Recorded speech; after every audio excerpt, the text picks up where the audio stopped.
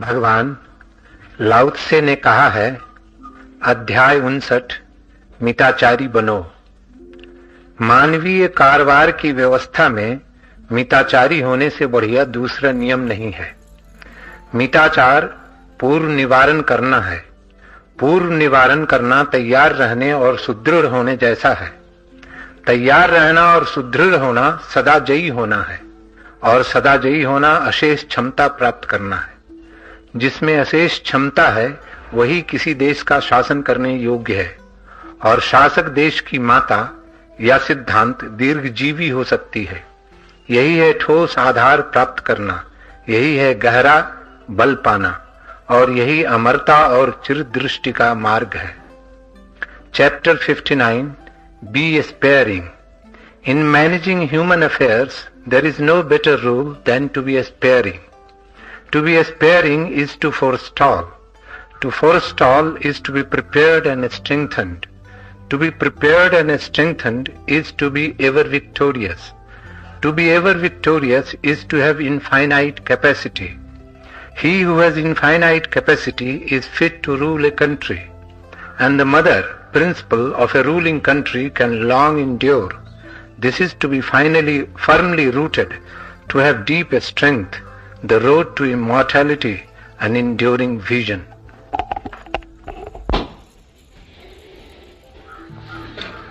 सूत्र के पूर्व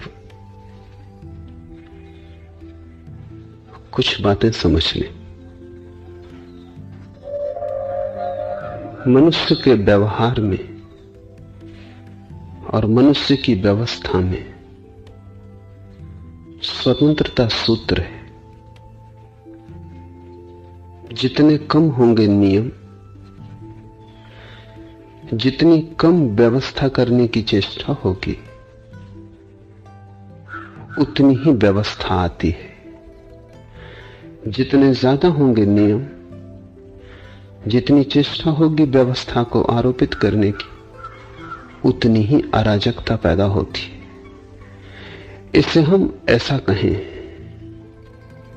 मनुष्य और मनुष्य के बीच जितनी अराजकता हो उतनी व्यवस्था होगी, और जितनी व्यवस्था हो उतनी अराजकता हो जाएगी। इसका कारण है क्योंकि जब भी कोई एक व्यक्ति दूसरे को व्यवस्था देता है तब उसके अहंकार को चोट पहुंचती है। छोटे से बच्चे तक को व्यवस्था देने में अहंकार को चोट पहुंचती है, तो बड़े बच्चों की तो कहना ही क्या। छोटे से बच्चे को भी तुम कहो कि बैठ जाओ शांत होकर, तो तुम जो कहते हो वो महत्वपूर्ण नहीं मालूम पड़ता। छोटे बच्चे को पीड़ा मालूम पड़ती है। वो पीड़ा यह है कि उसे बिठाया जा रहा है, उसे अपनी असहाय अवस्था मालूम पड़ती कि मेरे ऊपर अन्याय किया जा रहा है। आज मैं छोटा हूं तो मुझे दबाया जा रहा है। ये बच्चा बैठ भी जाए तो भी बड़े प्रतिशोध से भरा हुआ बैठेगा, और बैठने का तो कुछ भी मूल्य न था। प्रतिशोध का जहर जीवन भर पीछा करेगा। इसलिए बच्चे अपने माता पिता को कभी माफ नहीं कर पाते, असंभव है। नहीं माफ करने का कारण यह है कि इतनी व्यवस्था दी जाती है कि बच्चे के अहंकार को प्रतिपल चोट पहुंचती है। उसे लगता है जैसे उसका अपना कोई होना ही नहीं, दूसरों के इशारे सब कुछ, जहां वे चलाएं चलो, जो वे बताएं देखो, जो वे करने को कहें करो। तुम्हारे भीतर स्वतंत्रता का कोई सूत्र वे बचने नहीं देते। एक बोझ की भांति मालूम होता है ये व्यवस्था आरोपित किया जाना। ये बोझ इतना हो जा सकता है कि फिर बच्चा सारे ही बोझ को तोड़ दे और ठीक और गलत का हिसाब भी भूल जाए, और हर चीज के विरोध में खड़े होने की प्रवृत्ति से भर जाए। इसलिए तो अक्सर सज्जन माता पिता के घर में सज्जन बच्चे पैदा नहीं हो पाते। क्योंकि सज्जन माता पिता बच्चे को सज्जन बनाने में इतनी शीघ्रता से लग जाते, उनकी चेष्टा का परिणाम दुर्जन का जन्म होता है। तो कभी कभी जुआड़ी शराबी के घर में अच्छा बच्चा पैदा हो जाए, लेकिन सज्जनों के घर में अच्छा बच्चा पैदा नहीं होता। जुआरी और शराबी के घर में कोई नियम तो है नहीं। जुआरी शराबी नियम बनाएगा भी कैसे? जुआरी शराबी खुद ही अपने को व्यवस्थित नहीं कर पा रहा है, बच्चे को क्या व्यवस्था देगा?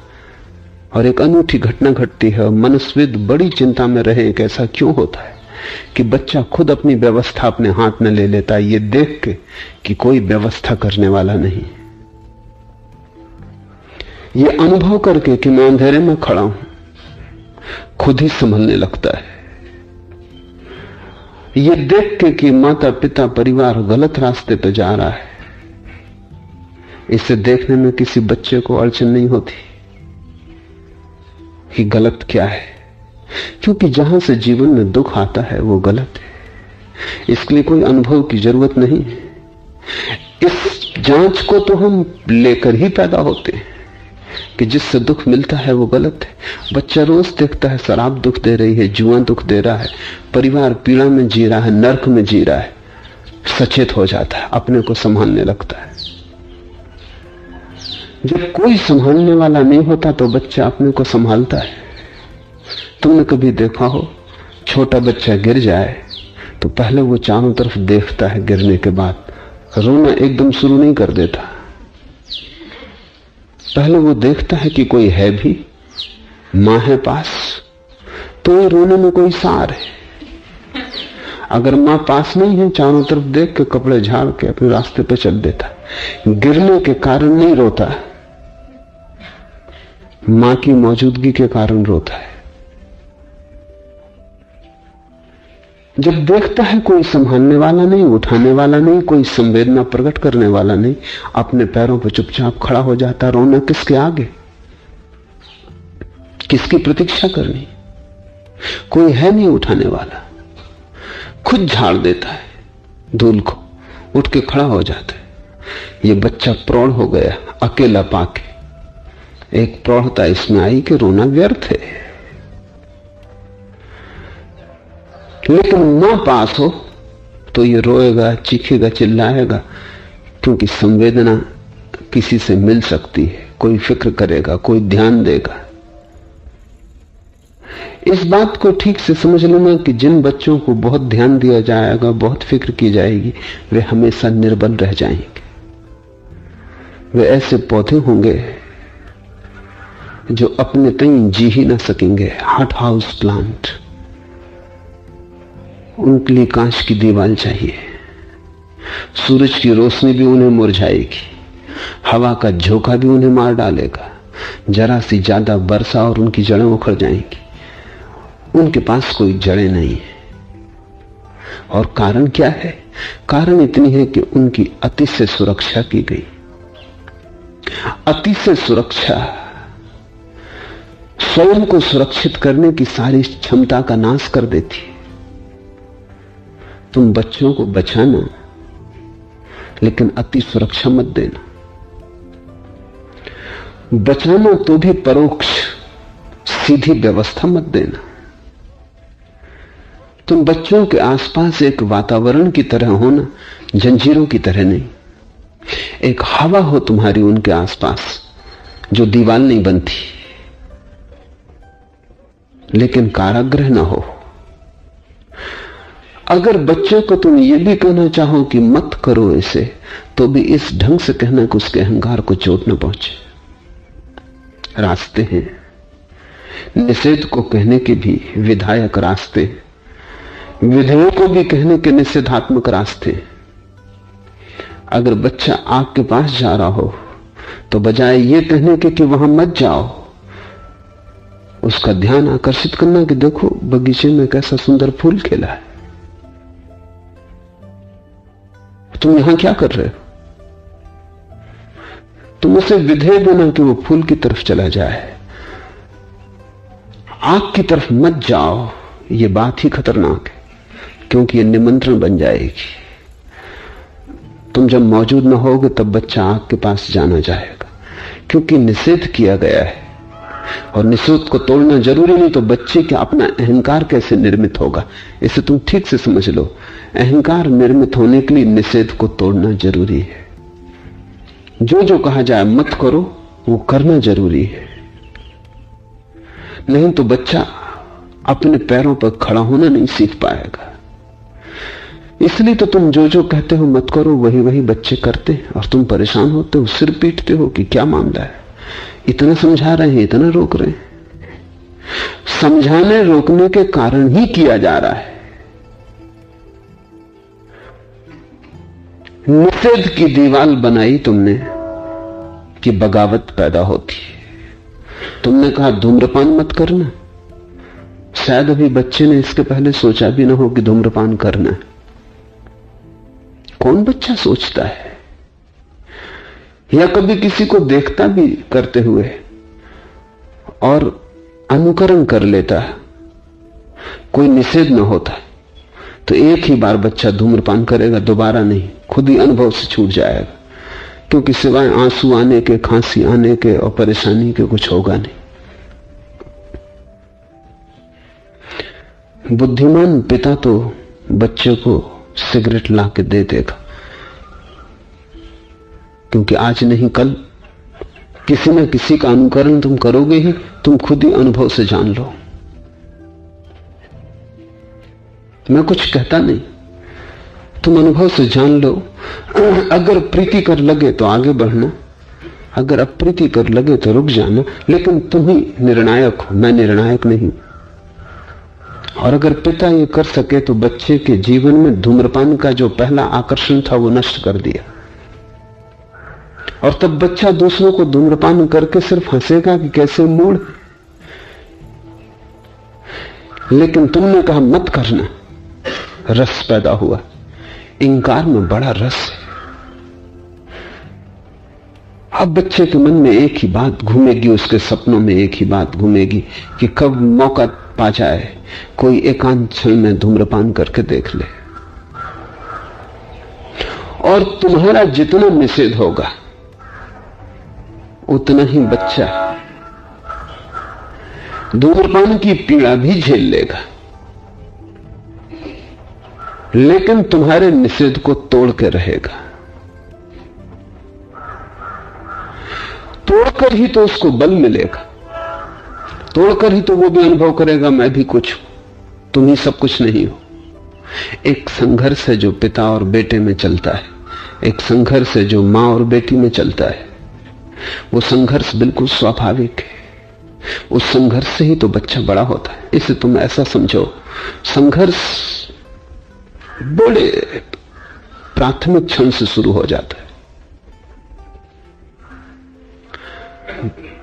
मां के गर्भ में शुरू हो जाता है। इसलिए तो बच्चे के जन्म के समय इतनी पीड़ा होती है, क्योंकि बच्चा इंकार करता है बाहर आने से। वो जहां है सुख में, वो जकड़ता है अपने को, रोकता है अपने को।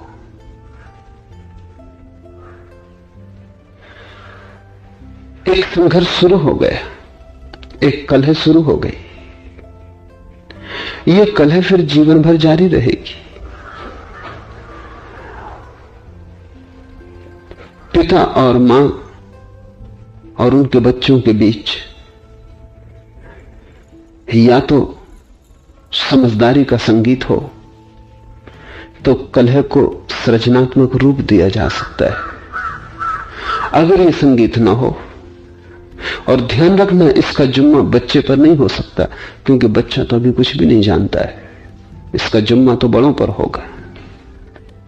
और बड़ों ने अगर छोटी क्षुद्र बातों के ऊपर बड़ी सख्ती की तो ये बच्चा उनके हाथ से छूट जाएगा। फिर वे रोएं, चीखें, चिल्लाएं, इससे कुछ भी होने वाला नहीं। बच्चा इसमें आनंदित होगा कि तुम पीड़ित हो, क्योंकि इसका मतलब होता है बच्चा शक्तिशाली हो रहा, तुम्हें पीड़ित कर सकता है। तुम वो उसे पीड़ित नहीं कर सकते, वो भी पीड़ित कर सकता है। अब एक राजनीतिक दांव पेंच बाप और बेटे के बीच चलेगा।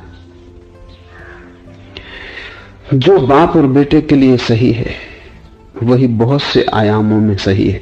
शिक्षक और विद्यार्थी के बीच भी वही सही है, शासक और शासित के बीच भी वही सही है। जहां जहां किसी को चलाना है, कोई दिशा देनी है, किसी मार्ग को पकड़ाना है, वहां वहां वही कठिनाई आएगी।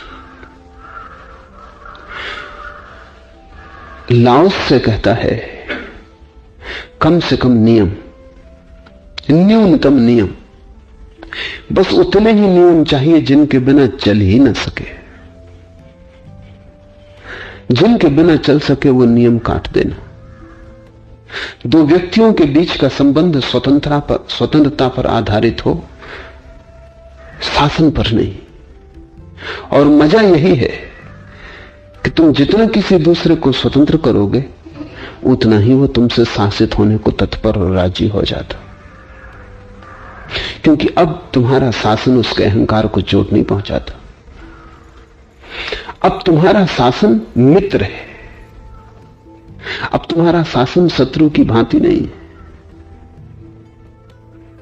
इसलिए जो भी तुम किसी को कहो वो इस भांति कहना कि वो सुझाव से ज्यादा ना हो, आदेश कभी ना बने, वही मिताचार है।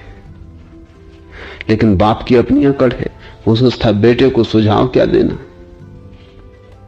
सीधा आदेश, आज्ञा। वहां भूल है। सुझाव से ज्यादा कुछ भी नहीं किया जा सकता। और सुझाव भी ऐसा होना चाहिए कि अगर तुम ठीक कुशल हो तो दूसरे को ऐसा लगेगा कि उसके भीतर से ही आया है। किसी ने अमेरिका के बहुत बड़े करोड़पति, अरबपति एंड्रू कार्नेगी से पूछा कि तुम्हारे जीवन की सफलता का राज क्या है। तो एंड्रू कार्नेगी ने कहा मेरी सफलता का राज एक ही है, और अब मैं बता सकता हूं क्योंकि अब मेरी मौत करीब है और मेरी यात्रा पूरी हो गई। और वो राज ये है कि मैं अपने से भी बुद्धिमान लोगों से काम लेता हूं और इस ढंग से काम लेता हूं कि उन सबको ये प्रतीत होती है कि उनके सुझाव मैं मान रहा हूं, हालांकि वे सुझाव मेरे ही होते। तो एंड्रू कार्नेगी अपने साथियों को, सहयोगियों को बुला लेता था, उन सब से कहता था कोई समस्या है हल करनी है तो सब सुझाव दें। उसका सुझाव तो पक्का ही है, वो पहले अपना तय कर चुका है कि क्या करना है, वो उसे रखे बैठा है भीतर, लेकिन सबसे सुझाव मांगेगा। फिर मौका देख के कोई सुझाव जो उसके भीतर के सुझाव के करीब पड़ता होगा, उस सुझाव की चर्चा वो बहाने चर्चा शुरू करेगा और वो ऐसा प्रतीत करवाएगा कि तुम्हारे में से ही किसी का सुझाव उसने स्वीकार कर लिया है, लेकिन वो कभी ये एहसास न होने देगा कि मैंने कोई सुझाव दिया जिसे तुम्हें मानना पड़ा है। एंड्रू कार्नेगी के पास जिन लोगों ने भी काम किया उन सबका भी वही एहसास है कि उसने कभी कोई सुझाव नहीं दिया।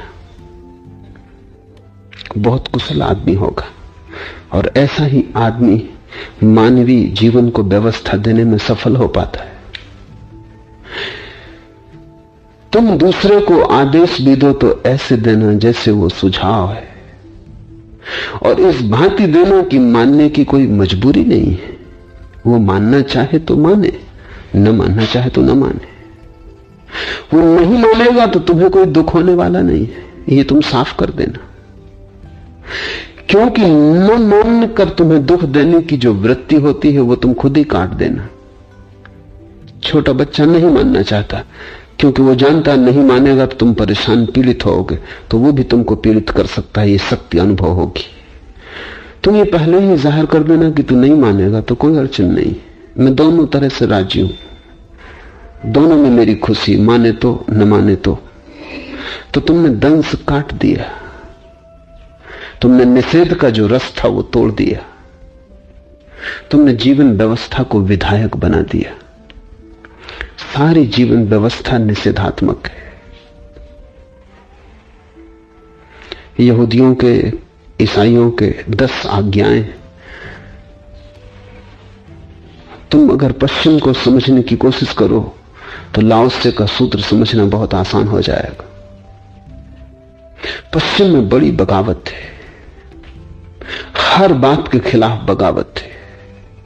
नई पीढ़ी कुछ भी मानने को राजी नहीं है, कुछ भी, जीवन के छोटे छोटे नियम भी मानने को राजी नहीं, स्नान भी करने को राजी नहीं है। गंदगी को आचरण बना लिया है। साफ सुथरा दिखना बुर्जुआ, गए गुजरे लोगों की आदत है। तो हिप्पी है, और हिप्पियों जैसा सारा वर्ग है पश्चिम में जो स्नान नहीं करेगा, गंदा रहेगा, गंदे कपड़े पहनेगा, धोएगा नहीं। कारण है ईसाइयत ने बड़ा आग्रह किया पिछले 2000 साल में। ईसाइयत ने कहा कि cleanliness is next to God.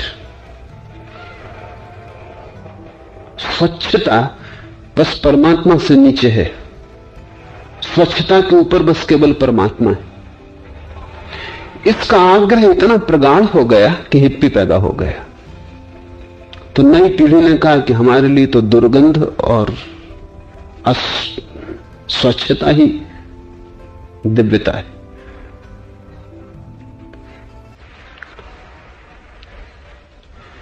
ईसाइयत ने 10 आज्ञाएं निर्धारित की हैं। चोरी मत करो,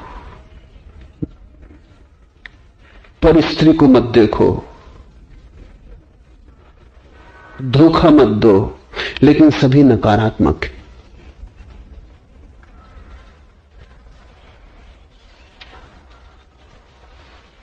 एक ईसाई पादरी क्रिसमस के पहले पोस्ट ऑफिस गया था। उसने कोई पार्सल किसी को भेंट भेज रहा था और उसमें लिखा ऊपर हैंडल विथ केयर। पोस्टमास्टर ने पूछा कि कुछ कांच इत्यादि का सामान है। उसने कहा कि नहीं, बाइबल भेज रहा हूं। तो उसने कहा कि बाइबल में क्या टूटने जैसा है? उसने कहा 10 आज्ञाएं।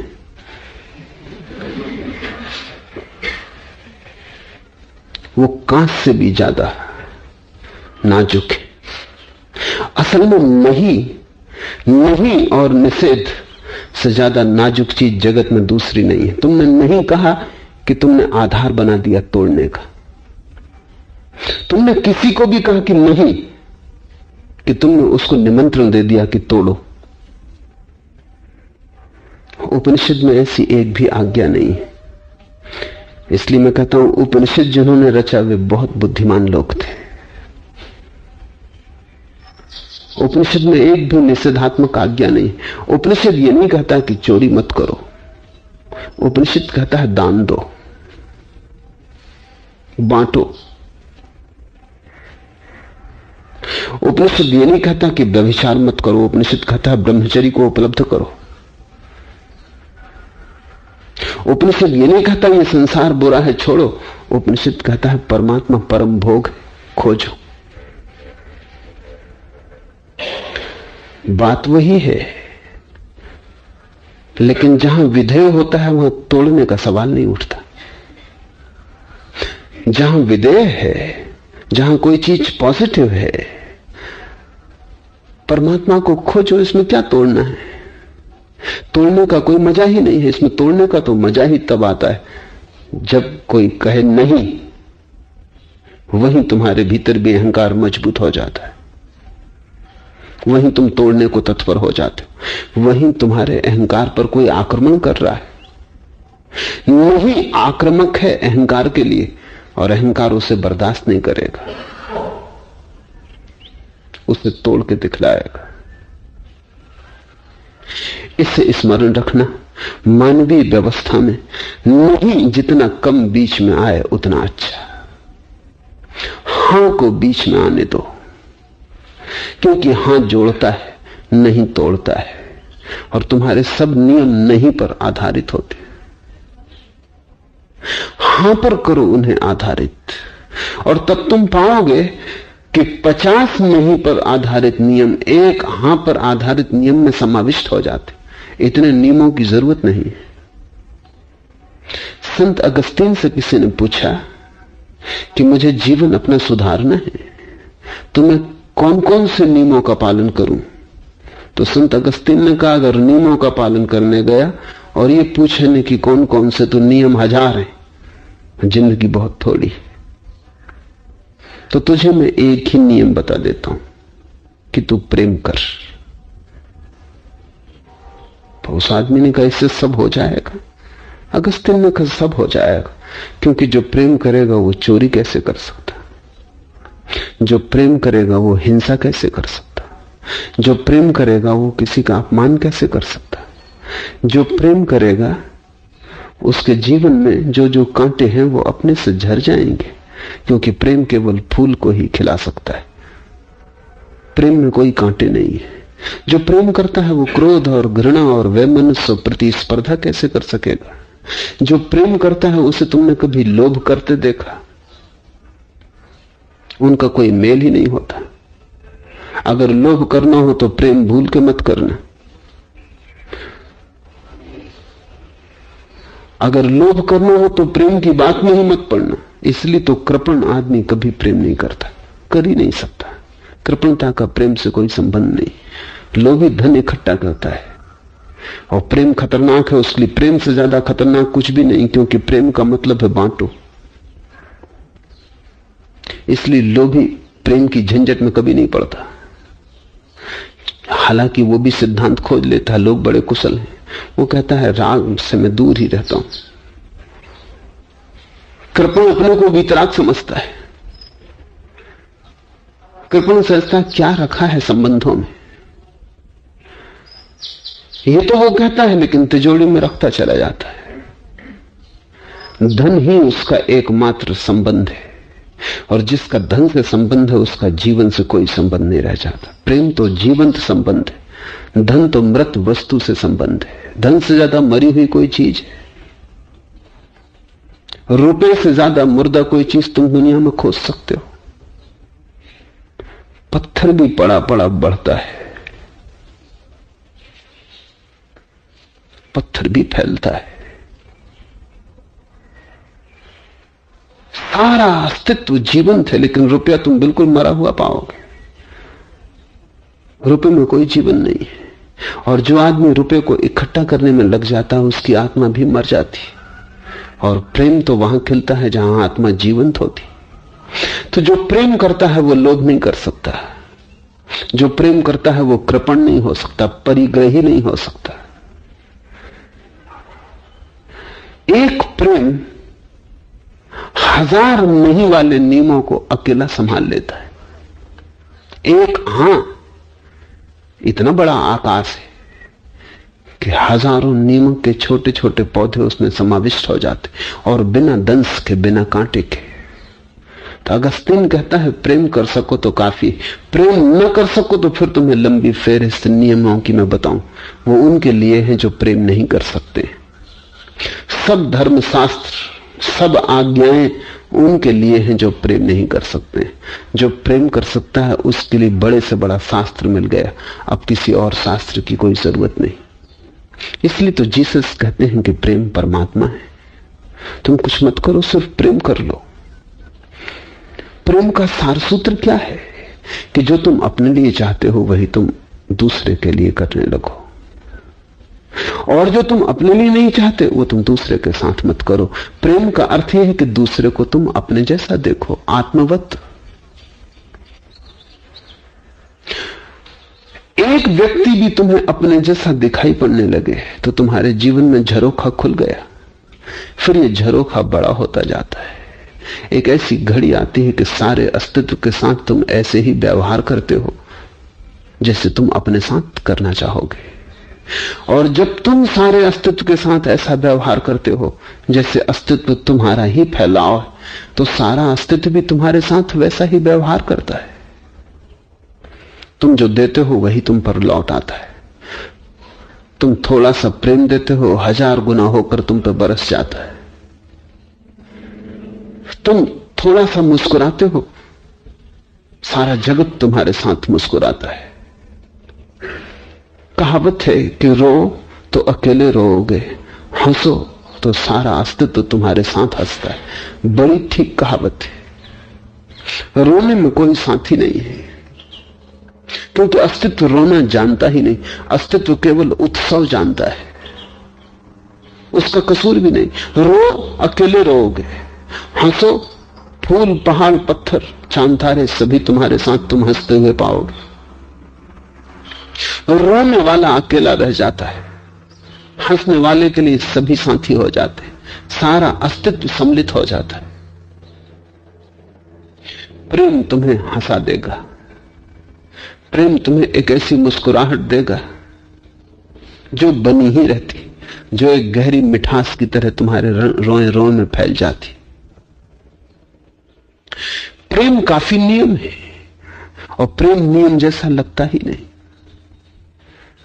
तुम बच्चों को प्रेम दो, नियम नहीं। तुम्हारा प्रेम उनके जीवन में सारे नियमों की आधारशिला रख देगा। तुम उन्हें सिद्धांत मत दो, सिद्धांत तो कूड़ा करकट है। तुम तो उन्हें हृदय की छांव दो,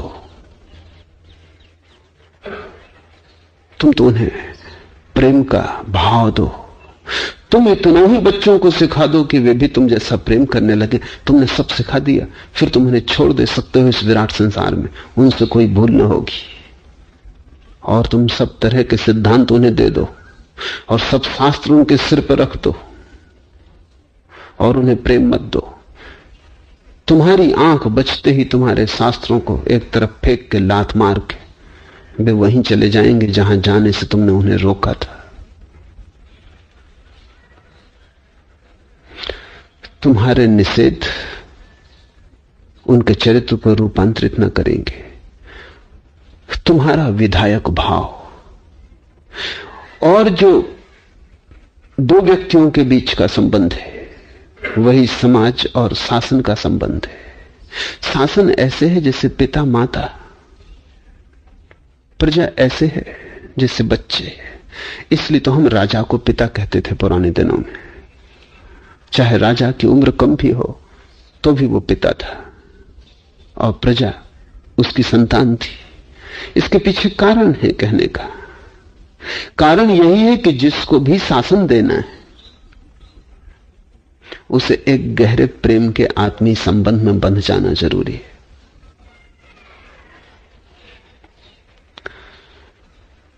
ये तुम्हें ख्याल में आ जाए तो लाओत्से का सूत्र बड़ा आसान हो जाएगा। एक एक शब्द को समझने की कोशिश करें। मानवीय कारोबार की व्यवस्था में मिताचारी होने से बढ़िया दूसरा नियम नहीं। मिताचार का अर्थ है बहुत गहन, अनेक आयामी। एक आयाम है मिताचार का कि आचरण के नियम जितने कम हो, कम से कम हो, उतना अच्छा, उंगलियों पर गिने जा सके, बहुत ज्यादा नियमों का जाल ना हो। अक्सर अधिक नियम के जाल में ही भटकाव पैदा हो जाता है। बहुत नियम चाहिए भी नहीं, एक ऐसा नियम चाहिए जो सभी नियमों को समाविष्ट कर लेता हो। और जीवन की व्यवस्था बड़ी सरल चाहिए। अति से नियम में जीवन भी जटिल हो जाता है, और तुम ऐसे जीने लगते हो जैसे कोई सैनिक हो। सैनिक से आदमियत खो जाती, उसका मानवीयपन खो जाता, वो यंत्रवत हो जाता है, रोबोट। कब उठना नियम से उठता है, कब बैठना नियम से बैठता है, कब खाना नियम से खाता है, सब व्यवस्थित हो जाता है। सैनिक आज्ञा में जीता है और नियम में बंध के जीता है। सैनिक मनुष्यता का आखिरी पतन, क्योंकि उसकी कोई स्वतंत्रता नहीं। वो अपने सपने में भी स्वतंत्र नहीं होता, सपने तक में नियम घुस जाते, उसकी नींद तक नियमों से आविष्ट हो जाती। किसी पक्के सैनिक के पास अगर नींद में भी तुम खड़े होकर कह दो लेफ्ट टर्न, वो नींद में भी करवट ले लेगा उसी वक्त। नियम अचेतन तक चले जाते हैं। विलियम जेम्स ने अपना एक संस्मरण लिखा है कि एक होटल में बैठ के वो बातचीत कर रहा है।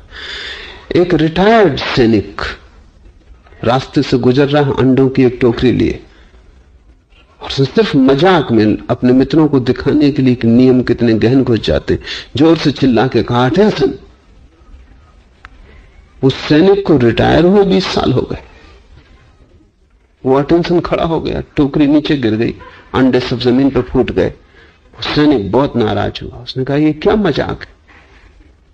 विलियम जेम्स ने कहा कि हम अटेंशन कहने का हक नहीं, तुम मत मानो। उसने कहा ये कोई अपने बस में, मानना न मानना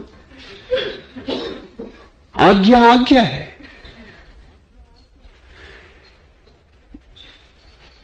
रोबोट का मतलब है यंत्रवत। यहां तुमने बटन दबाई, वहां प्रकाश जल गया। प्रकाश कोई रुक के प्रतीक्षा थोड़ी करता है, सोचता थोड़ी है कि जलूं न जलूं। सैनिक भी वही है जो सोचने से बाहर हो गया। सोचने से दुनिया में 2 लोग बाहर होते हैं, एक संत और एक सैनिक। संत सोचने के पार हो जाता है और सैनिक सोचने के नीचे गिर जाता है। दोनों पार हो जाते। सैनिक पतित हो जाता है सोचने के स्थान से। उसको सोचने की जगह से पदच्युत करने के लिए सारी सैनिक व्यवस्था है। युद्ध चले या न चले, सैनिक के लिए जैसे युद्ध चलते रहता है, उसके क्रम में कोई भेद नहीं पड़ता। सुबह शाम उसे घंटों लेफ्ट राइट और कवायद करनी ही पड़ती। उसे जरा भी शिथिल नहीं छोड़ा जा सकता। और क्यों इतनी कवायद करवाते हैं? लेफ्ट राइट का क्या संबंध है? कोई संबंध नहीं, लेकिन बहुत गहरी कंडीशनिंग की व्यवस्था है। सैनिक को हम कहते हैं बाएं घूमो, वो बाएं घूमता। हम कहते हैं दाएं घूमो, वो दाएं घूमता है। धीरे धीरे धीरे धीरे धीरे ये बात इतनी प्रगाढ़ हो जाती, उसकी चेतन परतों से उतरते उतरते अचेतन में चली जाती। तब तुम्हारा कहना बाएं घूमो बटन दबाने की तरह काम करता है। सैनिक के बस के बाहर है कि न घूमे, घूमना ही पड़ेगा। ये घूमना अब यंत्रवत है, और जब एक सैनिक यंत्रवत घूमने लगा तब उसका भरोसा किया जा सकता है। तब उससे कहो चलाओ गोली, तो वो गोली चलाएगा, चाहे सामने उसकी मां ही क्यों न खड़ी हो।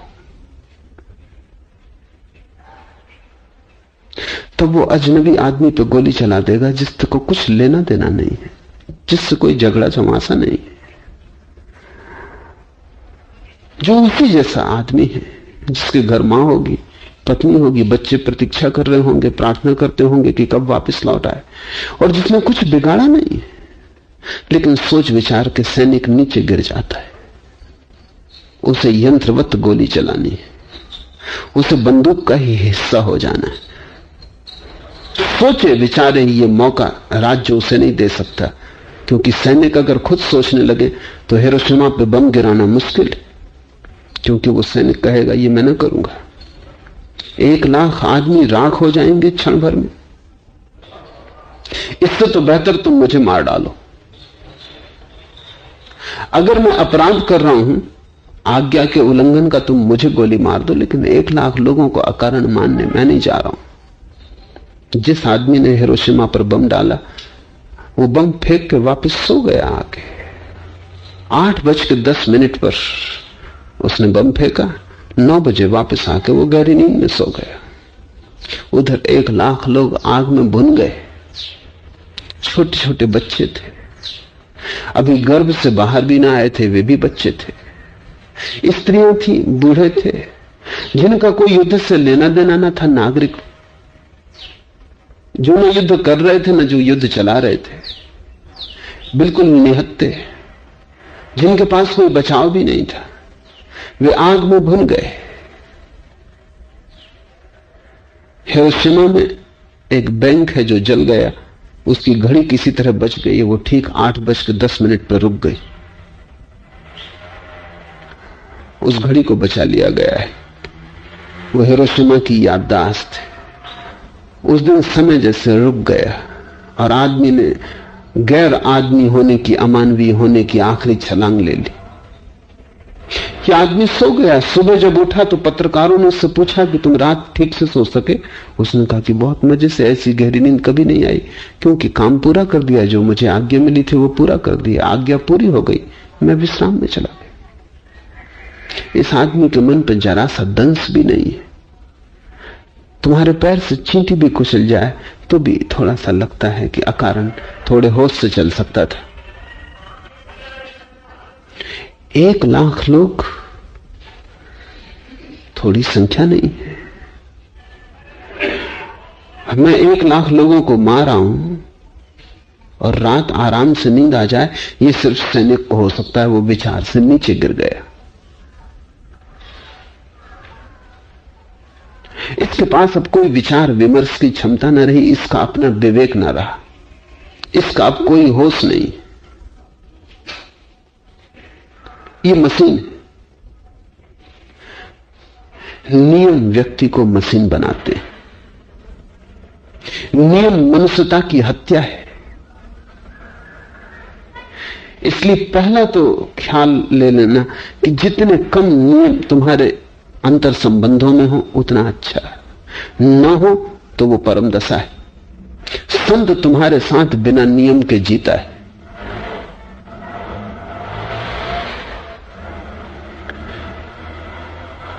प्रेम उसका नियम कह सकते हो, लेकिन वो कोई नियम नहीं है, वो उसका स्वभाव है। संत तुम्हारे साथ ऐसे जीता है जैसे तुम्हारे उसके बीच कोई भी नियम नहीं है। क्षण क्षण क्षण की संवेदना, क्षण का प्रति संवेदन जो ले आता है उसी को जीता है। नियम अतिश से आते, एक ढांचा भीतर होता है।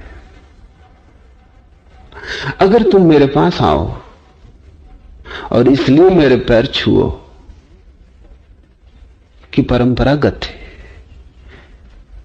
कि गुरु के पास जाओ तो पैर छूने चाहिए, इसलिए अगर पैर छुओ तो छूना ही मत, क्योंकि यह नियम से आ रहा है ना। अचानक तुम मेरे पास झुकने के भाव से भर जाओ, वो भाव किसी नियम से ना आए, वो तुम्हारे अंतस से आए, वो तुम्हारे प्रेम का हिस्सा हो, तब बात और है, तब गुण और है, तब उस झुकने का रस और है, तब तुम उस झुकने में कुछ पाओगे, तब तुम उस झुकने में भर जाओगे, तब तुम उस झुकने में पाओगे कि तुम्हारा घड़ा झुका और नदी से भर गया। लेकिन अगर नियम से तुम झुके तो तुम व्यर्थ ही झुकोगे। वो कवायद हो सकती है, उससे तुम्हारे शरीर को शायद थोड़ा लाभ हो, लेकिन आत्मा को कोई लाभ ना होगा। नियम से आत्मा को कभी कोई लाभ नहीं होता, हानि भला हो जाए। तुम घर जा रहे हो, तुम पत्नी के लिए बाजार से एक फूल खरीद लेते हो, ये तुम नियम की तरह खरीद रहे हो तो मत खरीदो, ये पैसे व्यर्थ जा रहे हैं। या कि तुम एक प्रेम, एक अनुग्रह के भाव से खरीदते हो कि पत्नी दिन भर प्रतीक्षा करती रही होगी कि न मालूम कितना काम उसने किया होगा, खाना बनाया होगा, सब्जी तैयार की होगी, वो राह देखती होगी, और ऐसे ही मैं खाली हाथ चला जाऊं और फूल तुम्हें दिख जाता है तो तुम फूल ले लेते हो एक भाव प्रवण दशा में। पत्नी तुम्हें इतना दे रही, तुम उससे कुछ भी नहीं दे पा रहे, तब तुम्हारा फूल एक मूल्य रखता है, वो मूल्य बाजार का मूल्य नहीं है। तब चाहे तुमने ये फूल 2 पैसे में खरीदा हो, ये बहुमूल्य हो गया। कोहिनूर भी फीका है इसके सामने, क्योंकि अब तुम्हारे हृदय का संवेग लेके जा रहा है। अब इस फूल का काव्य ही अनूठा है। अब ये फूल साधारण इस पृथ्वी का फूल न रहा, तुमने इसमें कुछ डाल दिया, ये पारलौकिक हो गया। लेकिन तुम नियम से खरीद सकते हो। तुमने किताब पढ़ी हो, मैरिज मैनुअल्स में लिखा हुआ है कि जब घर जाओ तो आइसक्रीम, फूल या कुछ खरीद के ले जाओ, क्योंकि पत्नी वहां बैठी खतरनाक, उसे थोड़ा संतुष्ट करना है, जिससे देवी पर कोई चढ़ोतरी चढ़ाते। ऐसा वो देवी घर में बैठी, पता नहीं क्रुद्ध हो, नाराज हो, तुम्हारे फूल के ले जाने से थोड़ा सा समझौता होगा, एक रुस्वत की भांति। तब ये फूल कुरूप हो गया, ये 2 पैसे का भी ना रहा। तब ये फूल गंदा हो गया, क्योंकि फूल तो वही है जो तुम्हारे भीतर से तुम उसमें डालते हो। पति लाते हैं, जिस दिन वो अपराधी अनुभव करते हैं उस दिन जरूर कुछ खरीद के लाते हैं, आइसक्रीम खरीद लाते हैं, और पत्नियां भी जानती हैं कि आज जरूर किसी और स्त्री की तरफ गौर से देखा है, नहीं तो आइसक्रीम की क्या जरूरत है। आज पति कुछ गिल्टी है, कुछ अपराधी है, कहीं भीतर कोई दंश है, तो आइसक्रीम खरीद के लाया, नहीं तो नहीं। अगर हार ही खरीद लाया हो तो पक्का ही है ये किसी दूसरी स्त्री के प्रेम में पड़ गया है। वो जितनी बड़ी भेंट लाता है उतनी ही बड़े अपराध की खबर लाता है। 2 व्यक्तियों के बीच जब नियम होता है तो प्रेम नहीं होता। नियम का अर्थ ही यह होता है कि तुम बाजार में चल रहे हो, बुद्धि से चल रहे हो। हृदय के कोई नियम है, कोई अनुशासन है? न कोई नियम है, न कोई अनुशासन। फिर भी हृदय का एक अनुशासन है जो बड़ा अनूठा है, जो बिना लाए आता है, जो बिना आरोपित किए मौजूद हो जाता है, जो खिलता है क्षण क्षण, जो अतीत से नहीं आता, जो वर्तमान में जन्मता है। तुमने पत्नी को देखा घर जाके और तुमने उसे हृदय से लगा लिया। ये तुम नियम से भी कर सकते हो, करना चाहिए। डेल कार्नेगी जैसे लोग किताबें लिखते हैं और वे किताबें लाखों में बिकती हैं। बाइबल के बाद डेल कार्नेगी की किताबें बिकी दुनिया में, और सब कचरा है और सब आदमी को झूठा और पाखंडी बनाती है। तो डेल कार्नेगी कहता है चाहे तुम्हें लगता हो चाहे ना लगता हो, लेकिन पत्नी से दिन में कम से कम 2-4 बार कहना जरूरी है कि मैं तुझे प्रेम करता हूं, तेरी जैसी सुंदर कोई स्त्री नहीं। लगे चाहे ना लगे ये सवाल नहीं, ये कहना जरूरी है। इसको तोते की तरह दोहरा देना जरूरी है। डेल कार्नेगी कहता है इससे संबंध सुमधुर बने रहते हैं। कैसी झूठी दुनिया है जहां न लगता हो तब दोहराना, तो जिंदगी एक पाखंड हो जाती है। जीवन एक कला है, पाखंड नहीं। और कला का यह अर्थ नहीं है कि तुम किसी स्कूल में उस कला को सीख सकते हो,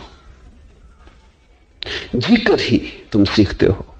जैसे कोई पानी में उतर के तैरना सीखता है, ऐसे ही जी जी कर तुम जीवन की कला सीखते हो। एक ही सूत्र ख्याल में रखना जरूरी है कि तुम होशपूर्वक जियो और देखो कि जीवन कैसा है और पाखंड से बचो। पाखंड धोखा ही बनाएगा। यह भी हो सकता है कि 2 व्यक्तियों के संबंध पाखंड के कारण थोड़े से सुविधापूर्ण हो, लेकिन कभी भी आनंदपूर्ण न होंगे। सुविधा सस्ती चीज है। सुविधा को ले लेना और आनंद को गंवा देना महंगा सौदा है।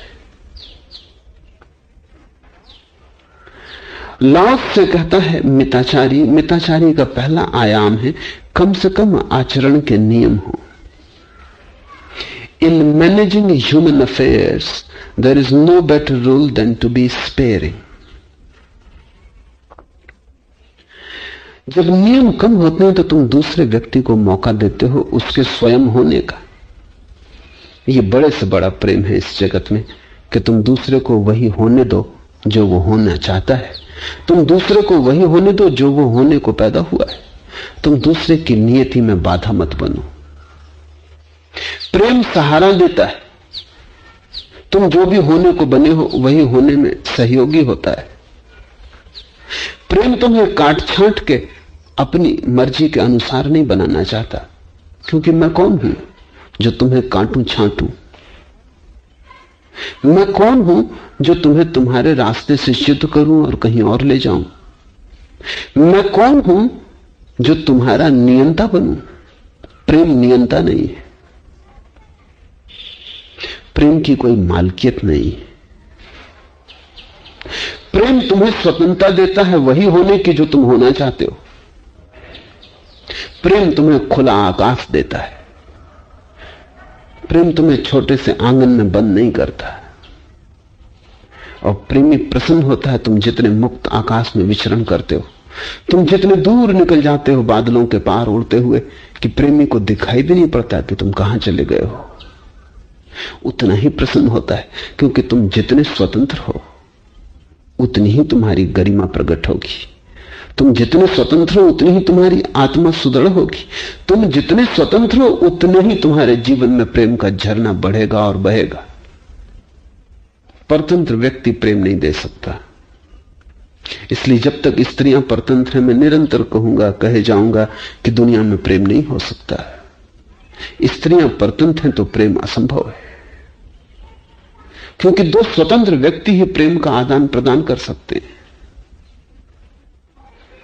जिस स्त्री को तुम दहेज दे के ले आए हो, जिस स्त्री को तुमने कभी देखा भी नहीं था और तुम्हारे मां बाप ने तय कर दिया है, और कोई पंडित पुरोहितों ने जन्म कुंडली देख के निर्णय लिया है, जिसका निर्णय तुम्हारे हृदय से नहीं आया, जिसका निर्णय उधार बासा दूसरों का है, ऐसी स्त्री को तुम घर ले आए हो। इसमें सुविधा तो बहुत है, इसमें झंझट कम है, इसमें घर गृहस्थी ठीक से चलेगी। लेकिन एक बात ख्याल रखना, तुम्हारे जीवन में नृत्य का क्षण कभी भी ना आ पाएगा। तुम्हारा प्रेम कभी समाधिस्थ ना हो सकेगा। तुम इस प्रेम के मार्ग से परमात्मा को न जान सकोगे। एक स्वतंत्र व्यक्ति ही प्रेम दे सकता है। गुलाम सेवा कर सकता है, प्रेम नहीं दे सकता। मालिक सहानुभूति दे सकता है, प्रेम नहीं दे सकता। पति अगर मालिक है तो ज्यादा से ज्यादा दया कर सकता है। दया प्रेम है। कोई स्त्री दया नहीं चाहती। तुम जरा थोड़े हैरान होगे, जहां प्रेम का सवाल हो वहां दया बड़ी बेहूदी और कुरूप है। कौन दया चाहता है? क्योंकि दया का अर्थ ही होता है कि मैं कीड़ा मकोड़ा हूं और तुम आकाश के देवदूत हो। दया का अर्थ ही यह होता है कि मैं दयनीय हूं, तुम देने वाले हो, दाता हो, मैं भिखारी हूं। प्रेमी कभी दया से तृप्त नहीं होता। लेकिन मालिक दया दे सकता है, प्रेम कैसे देगा? और गुलाम सेवा कर सकता है, लेकिन सेवा प्रेम नहीं है। सेवा कर्तव्य है, करना चाहिए इसलिए करते हैं। पत्नी पति के पैर दबा रही क्योंकि पति परमात्मा है, पैर दबाने चाहिए, ऐसा शास्त्रों में कहा है। वो पैर दबा रही है शास्त्रों के कारण, अपने कारण नहीं। और जो पैर शास्त्रों के कारण दबाए जा रहे हैं वो न दबाए जाएं तो बेहतर, क्योंकि इन पैरों से कोई लगाव नहीं है, इन पैरों में कोई आस्था नहीं है, कोई श्रद्धा नहीं, कोई प्रेम नहीं है। ये गुलामी का संबंध है। इन पैरों के साथ जंजीरें बंधी हैं। ये आकाश में उड़ते दो मुक्त पक्षी नहीं है, एक कारागृह में बंद है। यहूदियों में कहावत है कि शैतान एक बूढ़ा और मूर्ख सम्राट है। एक यहूदी फकीर हुआ झुसिया, वो बड़ा चिंतित था कि ये समझ में नहीं आता, ये कहावत समझ में नहीं आती। बूढ़ा समझ में आता है क्योंकि आदमी से पुराना शैतान है। आदमी इतना भी तब भी शैतान था, आदम को भड़काया, तो बूढ़ा तो समझ में आता है। सम्राट भी समझ में आता है क्योंकि सारी दुनिया का मालिक वही मालूम पड़ता है। लोग भला चर्चों में प्रार्थना करते हो परमात्मा की, लेकिन हृदय में प्रार्थना शैतान की करते। शैतान की ही चीजों की तो मांग करते हैं, परमात्मा से भी तो असली मालिक तो वही है। तो सम्राट भी समझ में आता है, लेकिन मूढ़ क्यों, ये समझ में नहीं आता। फिर झुसिया ने कहा कि मुझे सजा हो गई, जेल में डाल दिया गया। वहां मेरी समझ में रहस्य आ गया। जेल में हथकड़ी बंधी है और झुसिया ने देखा कि शैतान पास में बैठा है। तो उसने शैतान से कहा, अब समझ गए कहावत का अर्थ, बूढ़े तो तुम हो, ये पहले से हम समझ गए थे क्योंकि आदमी से पुराने हो। सम्राट भी तुम हो क्योंकि सारे आदमी तुम्हारी प्रार्थना कर रहे हैं और तुम जो दे सकते हो वही मांग रहे हैं, ये भी हम समझते थे। लेकिन मूर्ख हो, ये हम पहली दफे समझे। शैतान ने पूछा, क्या मतलब? तो उसने कहा, यहां कारागृह में जहां मेरे हाथ में हथकड़ियां बंधी हैं, जहां मैं भला तो कर ही नहीं सकता, वहां तुम मेरे पास बैठे क्या कर रहे हो? यहां तो कुछ करने का उपाय ही नहीं है, कोई दूसरा विकल्प ही नहीं तुम्हारे सिवाय। तुम यहां बैठे क्या कर रहे हो? यहां तो प्रार्थना भी नहीं कर सकता हूं, शुभ का तो कोई उपाय ही नहीं। इसलिए समझ गया कि तुम महामूढ़ हो। कहावत ठीक है, तुम अकारण यहां बैठे हो क्योंकि यहां तो तुम्हारे राज्य में बिल्कुल बंधा हूं, इसके बाहर जाने का कोई उपाय ही नहीं है। दीवारें बड़ी हैं, हाथ में जंजीरें पड़ी हैं। जब मैं झुसिया की आत्मकथा पढ़ रहा था तब मुझे लगा कि जंजीरों में तुम्हारे पास तुम जिसे पाओगे वो परमात्मा नहीं हो सकता, वो शैतान ही होगा। क्योंकि परमात्मा की संभावना ही स्वतंत्रता में है। इसलिए तो हम परमात्मा को मोक्ष कहते हैं। और हमने ऐसे लोग भी पैदा किए इस मुल्क में जिन्होंने परमात्मा की भी फिक्र नहीं की, मोक्ष की ही फिक्र, क्योंकि उन्होंने कहा जहां मोक्ष मिल गया, परमात्मा मिल ही गया। महावीर परमात्मा की बात नहीं करते, बुद्ध परमात्मा की बात नहीं करते, वो कहते मुक्ति काफी है। जिस दिन तुम परम स्वतंत्र हो गए उस दिन परमात्मा मिल ही गया, उसकी बात क्या करनी। परम स्वतंत्रता में तुम्हारे जो साथ है वो परमात्मा हो जाता है, और परम परतंत्रता में तुम्हारे साथ जो रह जाता है वो केवल शैतान है। तुम जिसको गुलाम बनाते हो उसको शैतान बनाते हो, और तुम जिसके मालिक बनते हो तुम मालिक बनने में भी शैतान बनते हो, क्योंकि गुलामी में सिर्फ शैतानी का ही फूल खिल सकता है। गुलामी की भूमि में शैतानी के अतिरिक्त और कोई पौधा नहीं पनप सकता। मिताचार का अर्थ है नियम को कम करते जाओ, ये पहला आयाम, और धीरे धीरे हार्दिकता को बढ़ाते जाओ। एक ऐसी घड़ी आ जाए कि कोई नियम न रह जाए, सिर्फ हृदय ही नियम हो। और ध्यान रखना, एक को जो साध लेता है अनेक सध जाते हैं, और जो अनेक को साधने में लगता है वो एक से भी वंचित रह जाता है। वो एक है प्रेम। अनेक नियमों को साधने की जरूरत नहीं, प्रेम मिताचार है। दूसरा आयाम है मिताचार का कि तुम्हारे जीवन में न्यून से राजी होने की क्षमता बढ़नी चाहिए। ज्यादा की मांग अंततः विक्षिप्तता लाती है। तुम न्यून से राजी होना चाहिए। तुम जितने न्यून से राजी हो जाओगे उतने ही तुम विराट होने लगोगे। और ये न्यून से राजी होना सभी दिशाओं में लागू है, चाहे धन हो, चाहे पद हो, चाहे यश हो, चाहे त्याग हो, चाहे व्रत हो।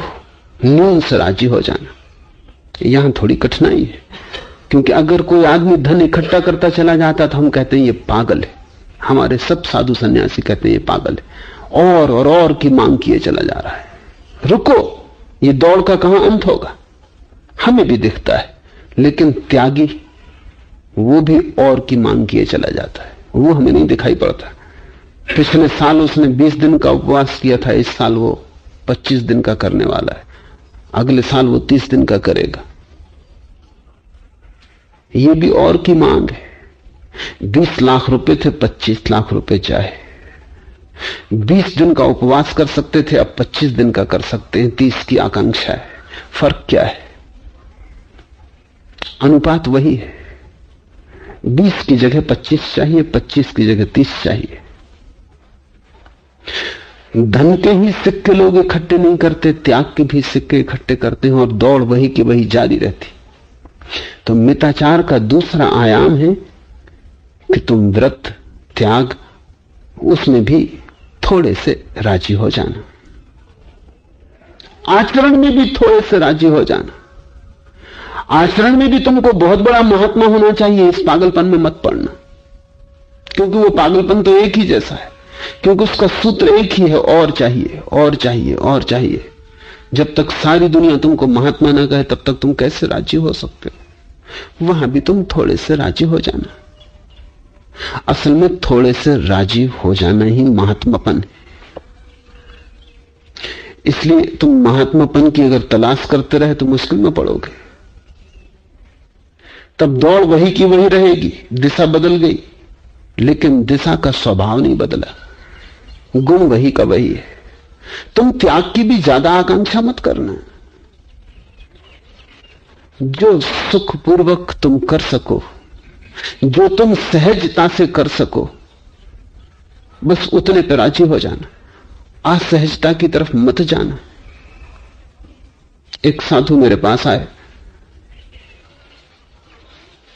कहने लगे बहुत अड़चन है, एक ही अड़चन उसकी वजह से आया हूं।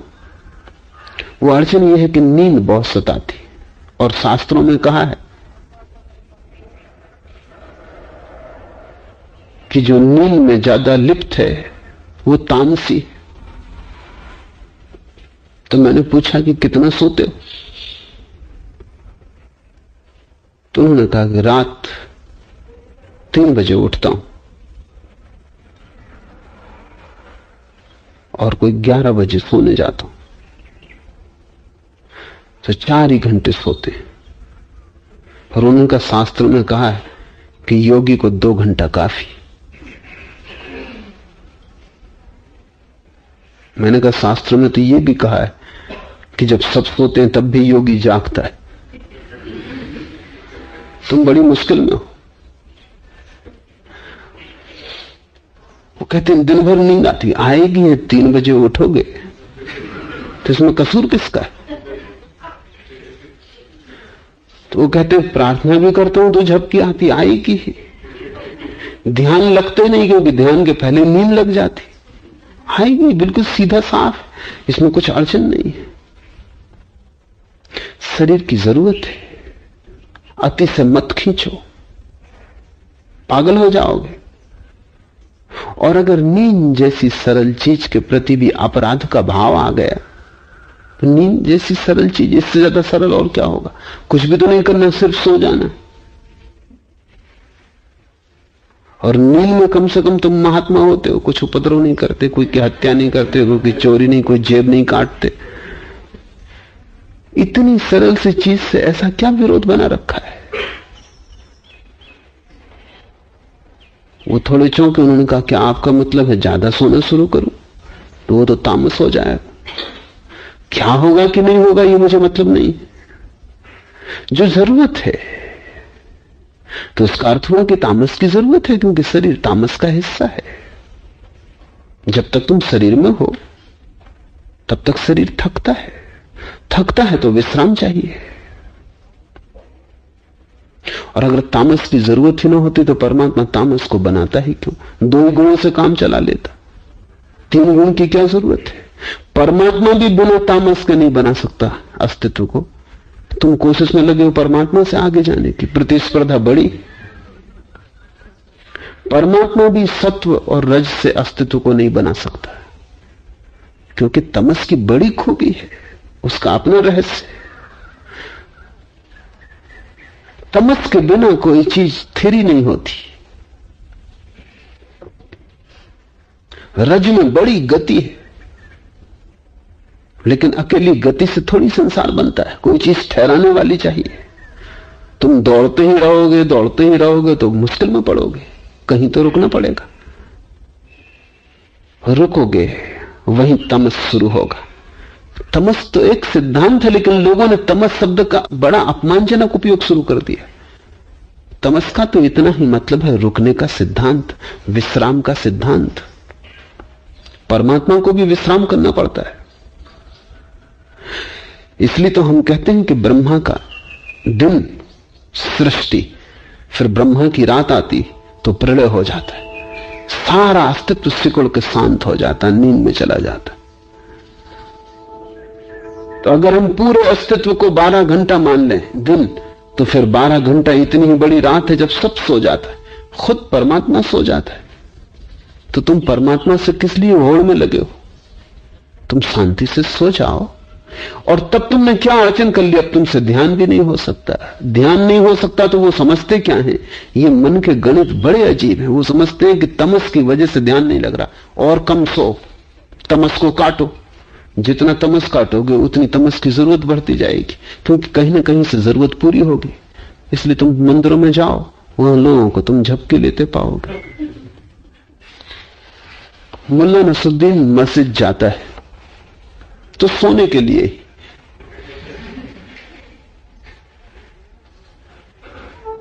जो पुरोहित वहां व्याख्यान करता है वो थोड़ा परेशान हुआ, क्योंकि वो सिर्फ सोते नहीं, वो घर्राता भी।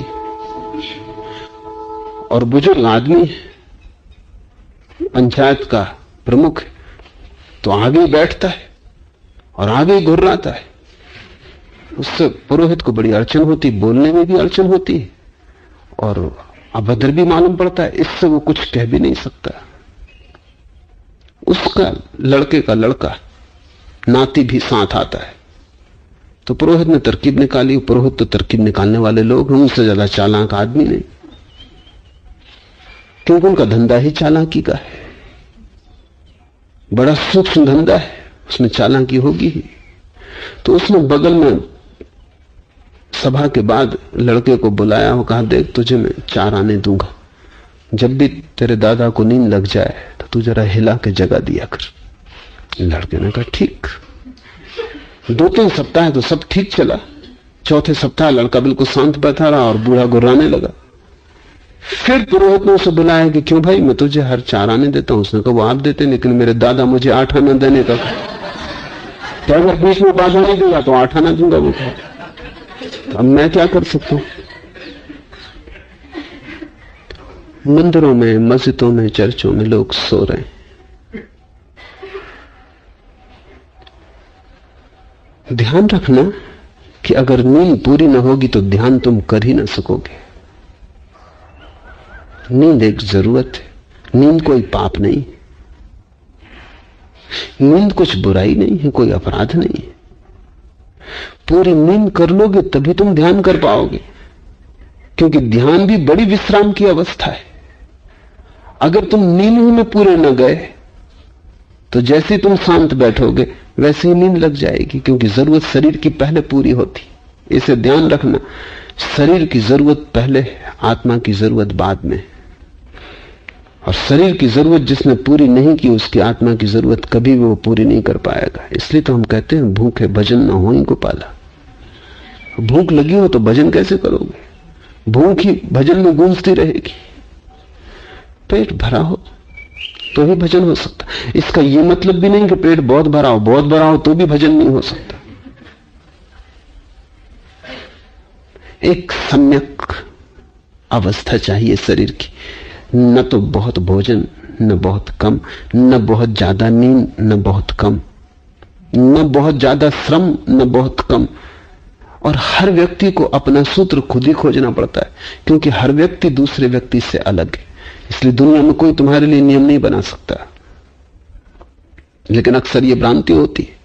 ये भी तुम समझ लेना कि मिताचारी होने का यह भी अर्थ है कि तुम दूसरे के लिए नियम बनाने की कोशिश मत करना, क्योंकि जो तुम्हारे लिए नियम है वो दूसरे के लिए घातक फंदा हो सकता है।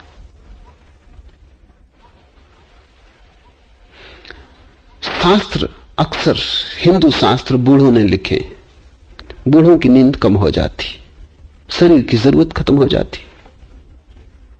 तो बूढ़े अक्सर, चाहे वो ज्ञानी ना भी हो तो भी 3 बजे के करीब जग जाते।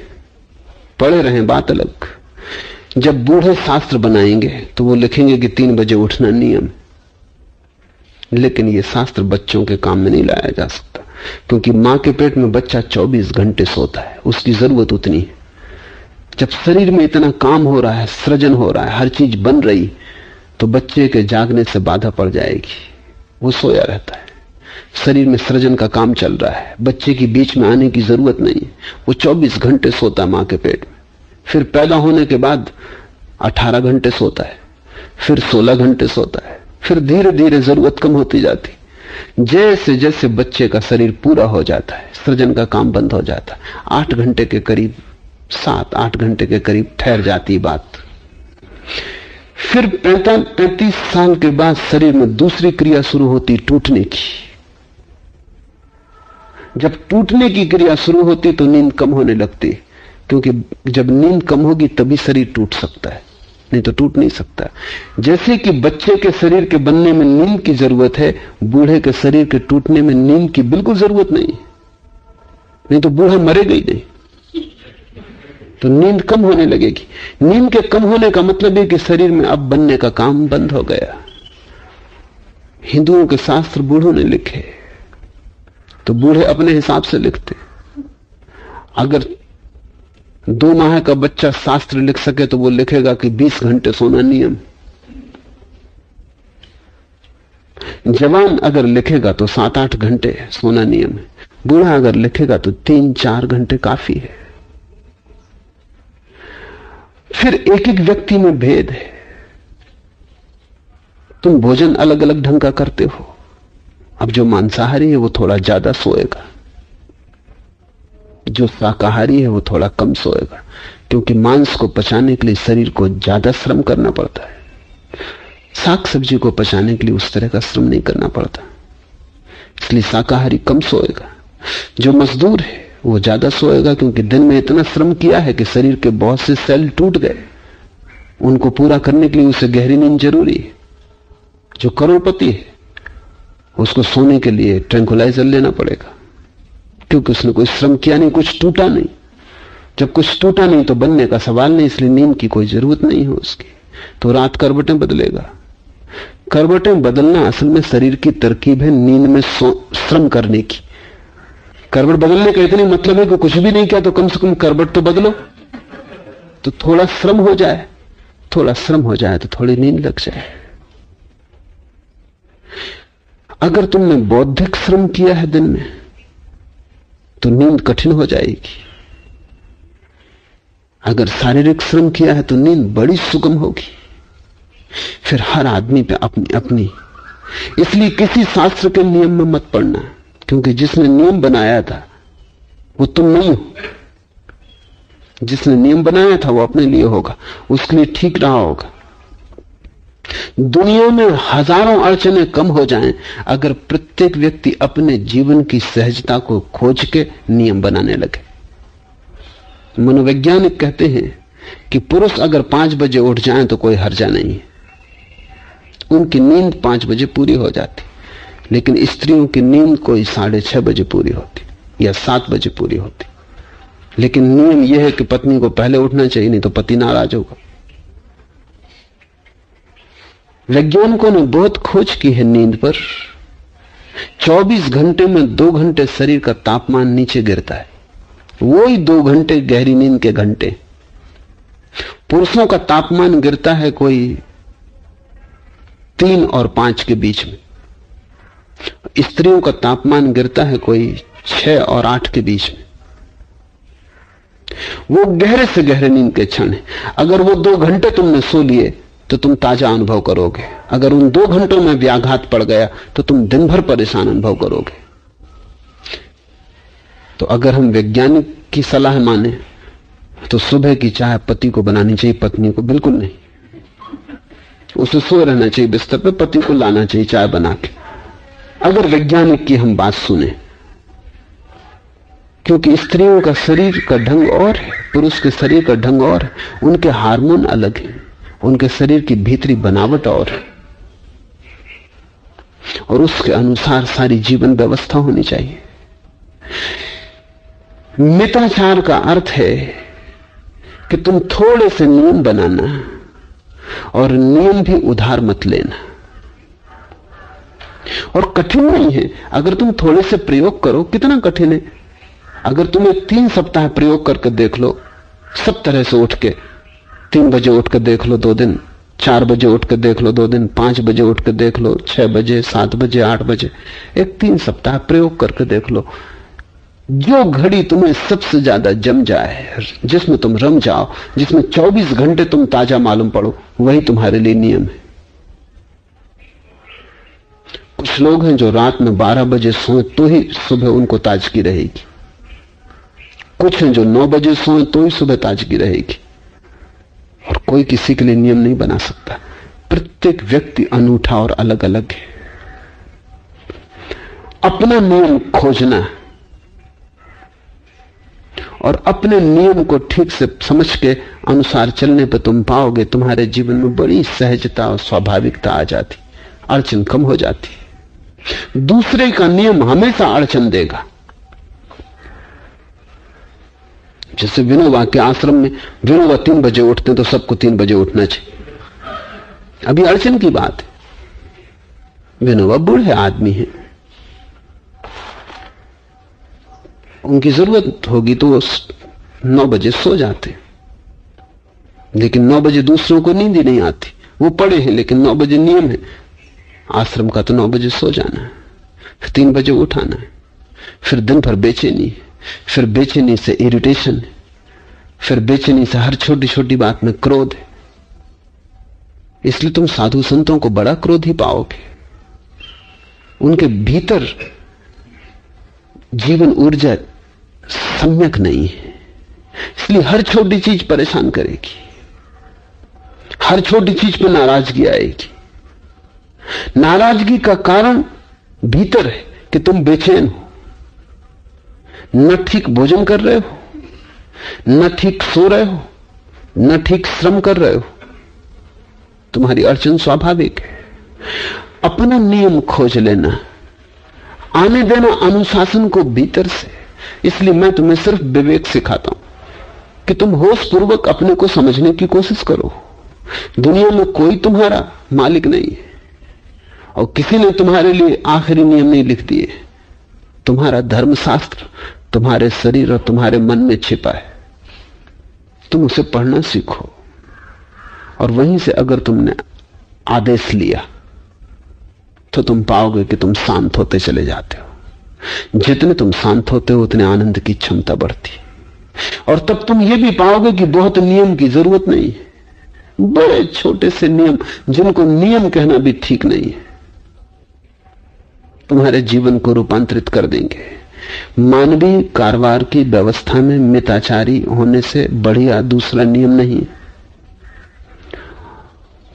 अगर लाओसे से तुम पूछो कि तुम्हारे जीवन का नियम क्या है, तो लाओसे कहता है, जब मुझे नींद आती मैं सो जाता, जब मुझे भूख लगती तब मैं भोजन कर लेता, जब नींद खुल जाती तब जग जाता। बस ऐसे नियम है और कोई नियम नहीं। और लाओसे परम अवस्था को उपलब्ध हुआ। फिर नियम भी सख्त नहीं हो सकते, लोचपूर्ण होंगे, क्योंकि तुम्हारी जरूरत रोज बदलेगी। जो नियम तुमने जवानी में बनाया वो बुढ़ापे में काम ना आएगा, जो आज बनाया कल काम ना आएगा। इसलिए तुम नियम को भी सख्त मत बना लेना। अपना भी बनाया हुआ नियम सख्त नहीं होना चाहिए। अगर सख्त हुआ तो तुम जाल में पड़ जाओगे, क्योंकि तुम्हारी शरीर की जरूरत रोज बदलेगी। आवश्यकता के अनुसार तुम जागते हुए बदलते जाना। नियम लोचपूर्ण चाहिए। तुम नियम के लिए नहीं हो, नियम तुम्हारे लिए है। नियम तुम्हें व्यवस्था देने के लिए है। तुम यहां इसलिए नहीं हो कि कुछ नियमों को तुम अपने में व्यवस्था दो। मिताचार पूर्व निवारण करना है। और जिस व्यक्ति के जीवन में लोचपूर्ण, कम से कम अपरिहार्य नियम होंगे अपने ही खोजे हुए, वो व्यक्ति पूर्व निवारण कर लेता है। उसकी हजारों मुसीबतें आती ही नहीं। पहले तो मुसीबत को बुलाना और फिर निवारण करना ना समझिए। मुसीबत तो पहले ही रोकी जा सकती है। मुसीबत का तो पूर्व निवारण हो सकता है। लेकिन बड़ा होश चाहिए, तब बड़ी सजगता चाहिए। तुमने भी कई बार अनुभव किया है कि क्रोध तुम करते हो, पीछे पछताते हो, दुखी होते हो, निर्णय लेते हो नहीं करूंगा क्रोध, लेकिन फिर क्रोध हो जाता है। क्या कारण होगा? तुम पूर्व निवारण नहीं कर पा रहे हो। बीमारी जब आ जाती तब तुम उसे हटाते हो, तब तक तो बीमारी ने जड़ें जमा ली। क्रोध कोई अकेली घटना नहीं है, मल्टी काजल है, उसके बहुत कारण है। एक आदमी ने तुम्हें गाली दी, तुम ये मत समझना कि बस यही कारण है क्रोध का। तुम अगर ठीक से न सोए तो वो भी कारण बनेगा क्रोध का। तुम्हें अगर ठीक से भोजन न मिला तो वो भी कारण बनेगा क्रोध का। तुम्हारे जीवन में अगर प्रेम की धारा न बही तो तुम हर घड़ी राजी हो क्रोधित होने के लिए। ये आदमी की गाली देना तो सिर्फ बहाना है। ये सब चीजें तुम्हारे भीतर तैयार है, बारूद तैयार है। ये आदमी तो सिर्फ एक अधजली सिगरेट फेंक देता है, विस्फोट हो जाता, तुम समझते हो ये आदमी बम फेंक दिया। इस आदमी ने कुछ भी नहीं किया है, इस आदमी का कोई संबंध ही नहीं है। तुम अगर भीतर शांत हो तो ये सिगरेट उस शांति के जल में जाके बुझ जाती, पता भी ना चलता। तुम भीतर अशांत थे, बारूद मौजूद थी, सूखी बारूद लिए घूम रहे हो, और तुम सोचते हो कोई दूसरा तुम्हें क्रोधित करवा रहा है। फिर तुम कसमें खाते हो, व्रत नियम लेते हो कि मैं क्रोध ना करूंगा। तुम और दूसरा पागलपन कर रहे हो, क्योंकि जब बारूद भीतर मौजूद है तुम कैसे क्रोध ना करोगे। वैसी झंझट थी, अब दुगनी हो गई। अब तुम इस बारूद को दबाए फिर रहे हो। अब ये विस्फोट भयंकर होगा, जिस दिन फूटेगा उस दिन तुम बचोगे ही नहीं। तुम किसी की हत्या करोगे या आत्महत्या करोगे। पुरुष ज्यादा आत्महत्याएं करते हैं, इससे तुम्हें जान के हैरानी होगी। स्त्रियां कोशिश करती हैं ज्यादा, लेकिन सफल नहीं होती। स्त्रियों का काम धंधा ही ऐसा है।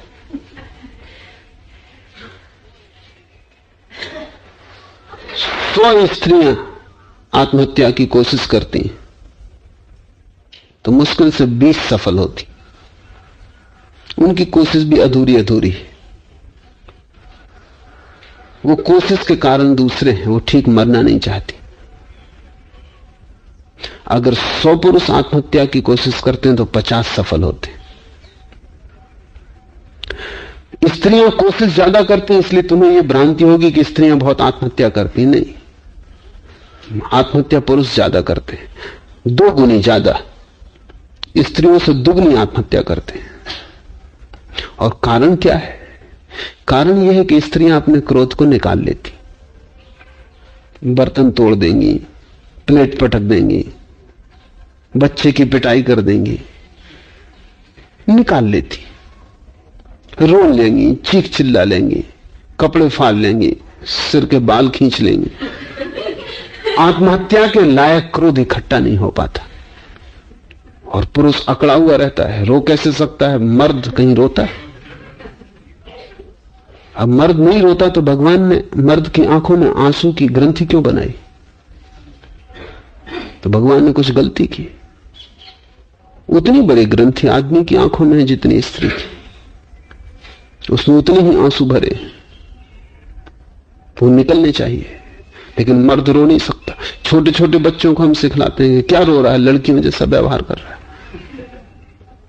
आंख लड़के और लड़की के में कोई फर्क नहीं है।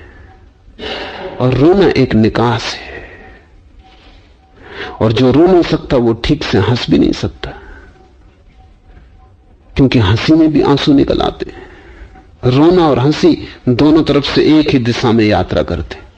तो पुरुष ना तो हंसता है ठीक से, न रोता है ठीक से, न क्रोध करता है, अकड़ में बना रहता है।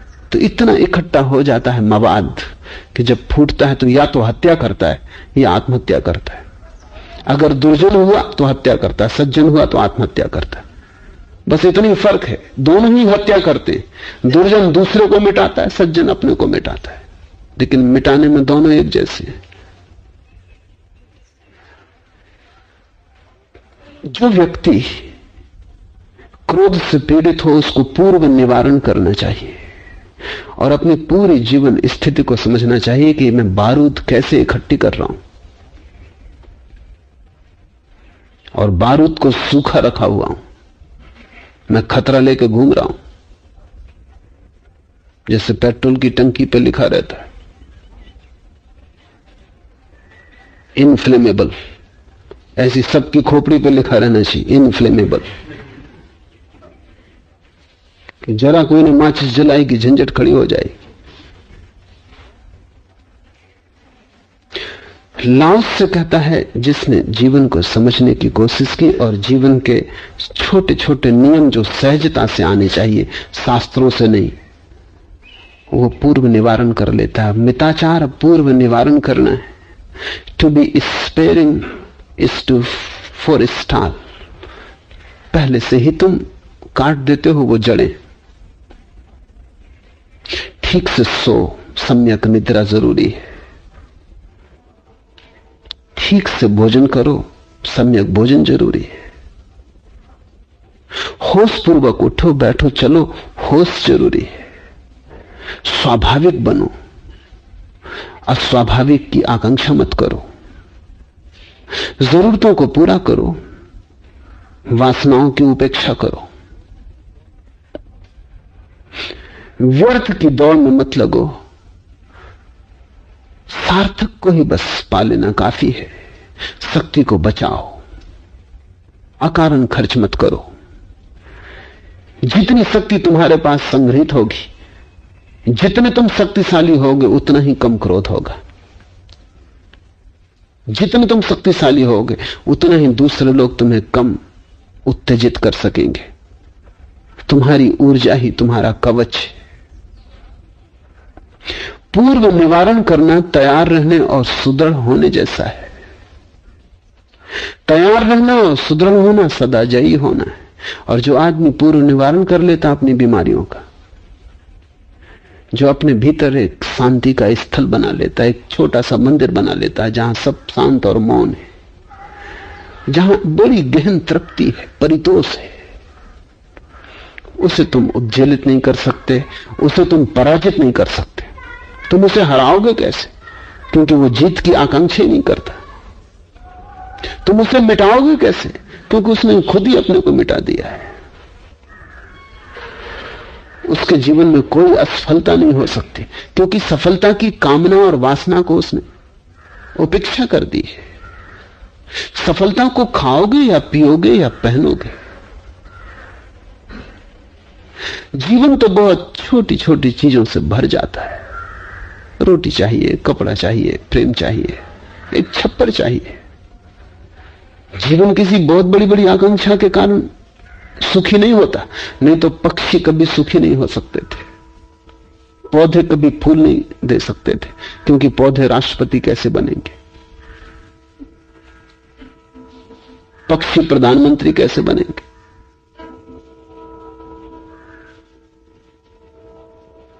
सारा अस्तित्व प्रसन्न है क्योंकि थोड़े से राजी, जरूरत से राजी है। सिर्फ आदमी बेचैन है, अकेला आदमी पागल है, अकेला आदमी भटक गया है। जरूरत की तो फिक्र ही नहीं है, गैर जरूरत की फिक्र है। पेट भरे ना भरे, गले में सोने का हार चाहिए, नींद मिले या ना मिले, सिर पे ताज चाहिए, प्यास बुझे ना बुझे। वासना, व्यर्थ की दौड़ का नाम वासना है कि जिसको पा भी लोगे तो कुछ पाया नहीं, न पाए तो परेशान हुए, पा लिए तो पाया कि हाथ खाली है।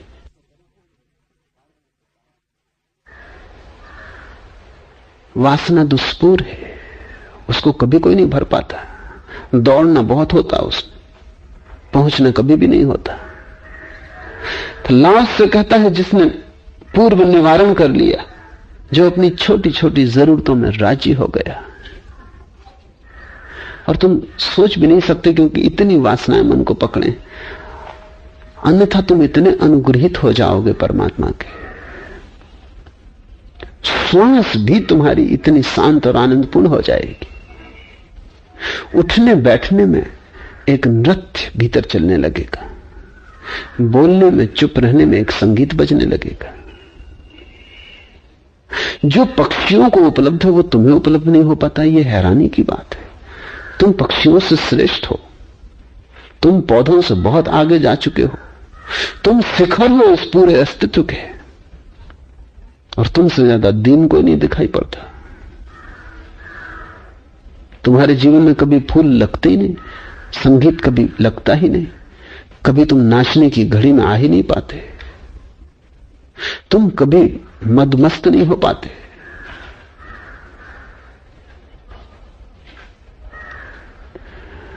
जबकि पूरी मधुशाला खुली है अस्तित्व की, कि तुम पी लो पूरी मधुशाला। कबीर कहते हैं सूरत कलारी भई मतवारी, मधवा पी गई बिन तौले। कबीर कहते हैं कि मैं तो अब बिना तौले सारी मधुशाला को पी गया। तौलना भी क्या, अनंत उपलब्ध है, तौल के भी क्या करोगे? बिना तौले पी जाओ, लेकिन नहीं पी पाओगे, क्योंकि तुम जरूरत को तो काट रहे हो और गैर जरूरत को सिर पर रखे ढो रहे हो। हम अपनी जरूरतों को महत्वाकांक्षा के लिए काटते चले जाते हैं। हम कहते हैं कल महत्वाकांक्षा पूरी हो जाएगी, तब सब ठीक हो जाएगा। तुमने एक दुकानदार को भोजन करते देखा है, भागा भागा भोजन करता है, उसकी हालत देखो तुम, भागा भागा किसी तरह भोजन कर रहा है, दुकान पे पहुंच ही चुका है। असली में शरीर ही यहां है, आत्मा तो दुकान पर है।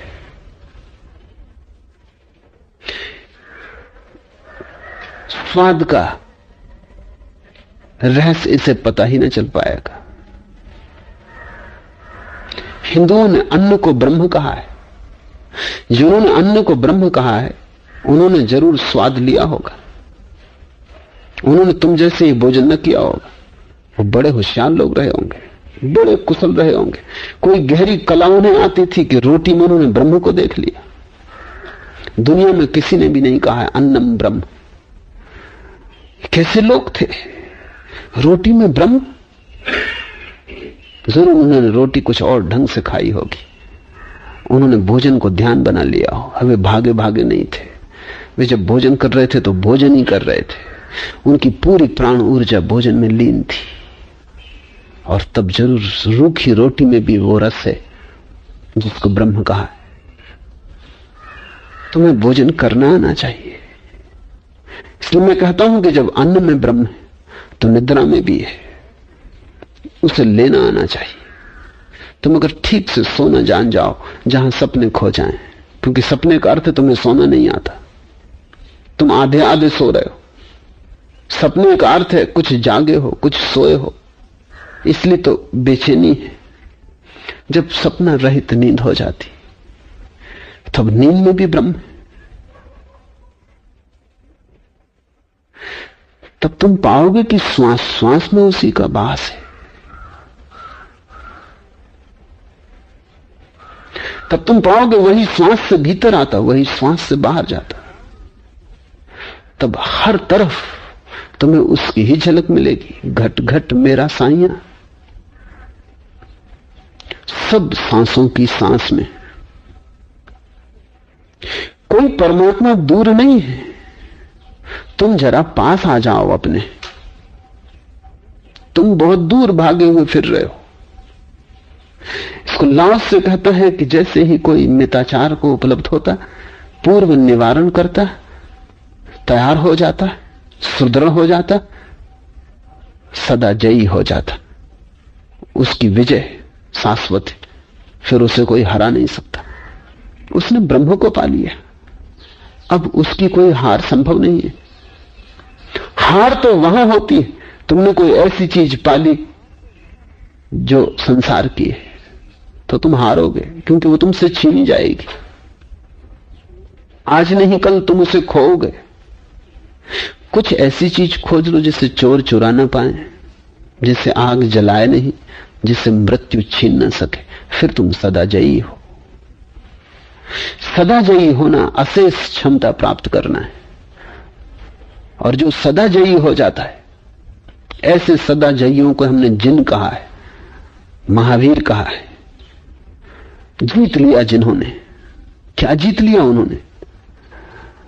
स्वयं को जीत लिया। दो तरह की जय है, एक तो दूसरों को जीतना, उसे मैं राजनीति कहता हूं, लाओस से भी राजनीति कहता है, और एक स्वयं को जीतना, उसे धर्म कहते हैं। जब तक तुम दूसरों को जीतने में लगे हो तब तक तुम विक्षिप्त ही रहोगे। जिस दिन तुम अपने को जीतने में लगोगे उसी दिन तुम यात्रा पर, ठीक यात्रा शुरू हुई, यात्रा पथ पर आए।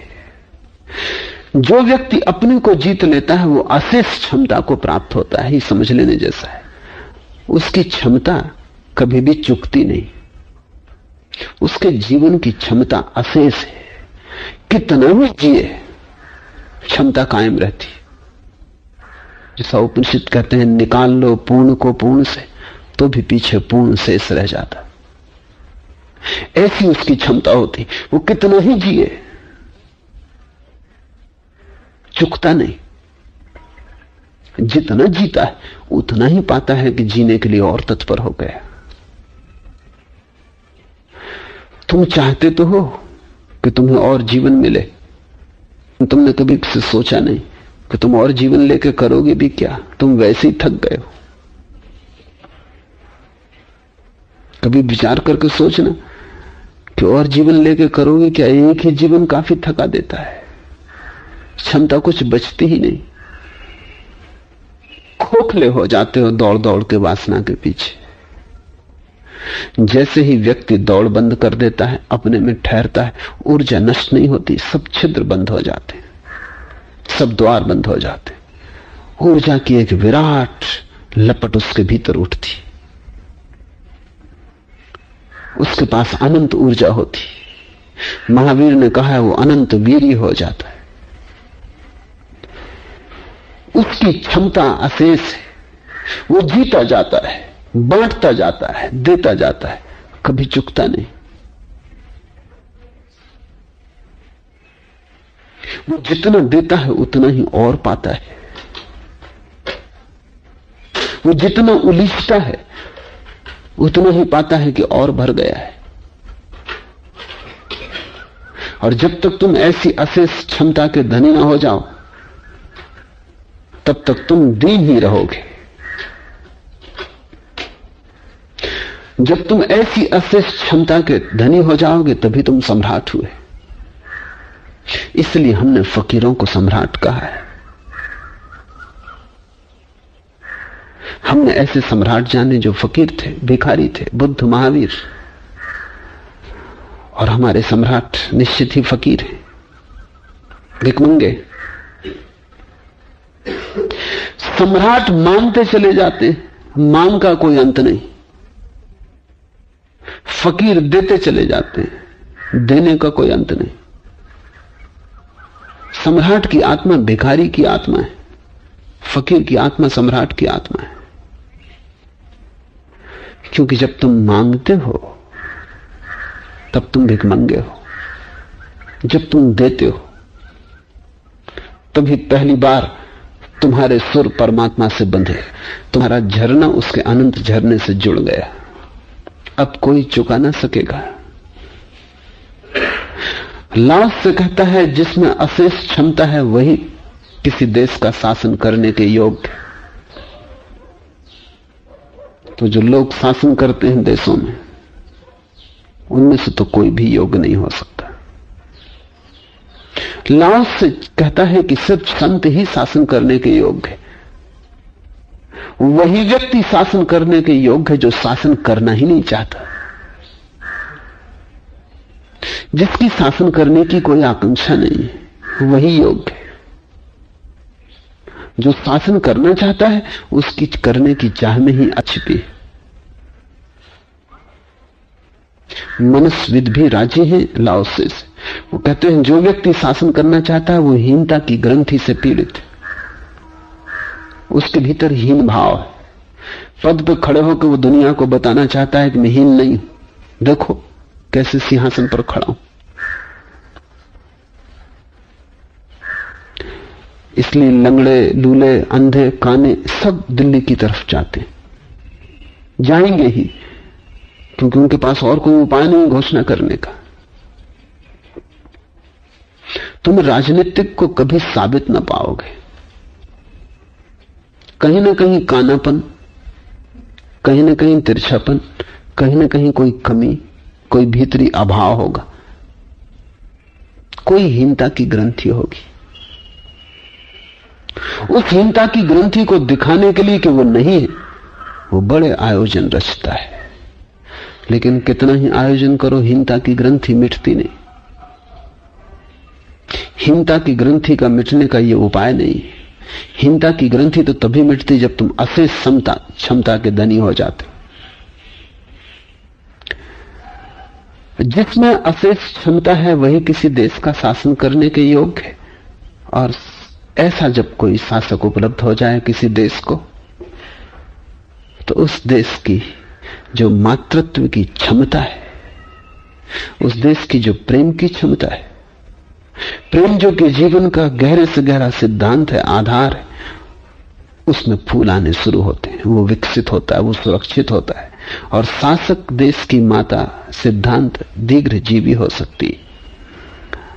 तभी वस्तुतः एक परिवार बनता है समाज का, प्रेम के आधार पर। अन्यथा समाज एक भीड़ है, और उस भीड़ को किसी तरह व्यवस्थित रखने की ही कोशिश में शासन व्यस्त रहता है। किसी तरह व्यवस्थित करने की कोशिश में कि भीड़ कोई उपद्रव ना करे। बस भीड़ तरह शांत रखा जा सके, इतनी ही शासन की कुल चेष्टा बनी रहती। लेकिन जब कभी कोई संत शासक हो जाए, कभी कभी वैसा हुआ है,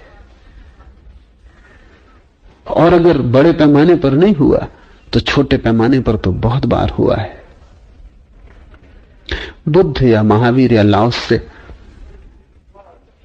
एक दूसरा ही छोटा समाज के भीतर निर्मित कर लेते। बुद्ध के 10,000 भिक्षु, बुद्ध ने एक छोटा सा समाज निर्मित कर लिया इनका। इस समय की हवा और है। अजात शत्रु बड़ा शासक था बुद्ध के समय में। उसके आमात्यों ने कहा कि बुद्ध का आगमन हुआ है, आप भी चलें।